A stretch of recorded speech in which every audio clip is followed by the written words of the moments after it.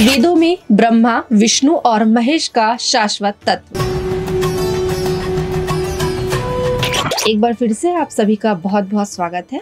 आज हम आपसे बात करेंगे वेदों में ब्रह्मा, विष्णु और महेश का शाश्वत तत्व। ये तीनों देवता भारतीय धार्मिक परंपरा का अभिन्न हिस्सा है और प्रत्येक का ब्रह्मा, विष्णु और महेश के रूप में अद्वितीय महत्व है।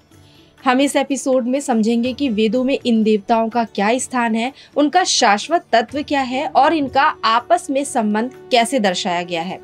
वेदों का दृष्टिकोण। वेद हमारी सबसे प्राचीन और महत्वपूर्ण धार्मिक ग्रंथों में से एक है।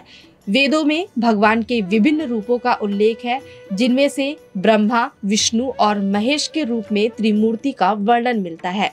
इन तीनों देवताओं का उल्लेख विविध वेदों जैसे ऋग्वेद, यजुर्वेद, सामवेद और अर्थावेद में मिलता है। वेदों के अनुसार ये तीनों देवता ब्रह्मा के विभिन्न पहलुओं को प्रकट करते हैं और सृष्टि के चक्र में अपने अपने कार्यों को अंजाम देते हैं। ब्रह्मा, विष्णु और महेश का शाश्वत तत्व। वेदों में ब्रह्मा, विष्णु और महेश का शाश्वत तत्व एक गहरे और रहस्यमय रूप में व्यक्त किया गया है।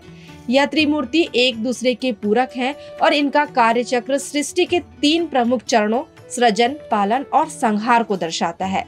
वेदों में इन तीनों देवताओं का शाश्वत तत्व इस प्रकार वर्णित है कि ये सभी ब्रह्मा के अद्वितीय रूप हैं।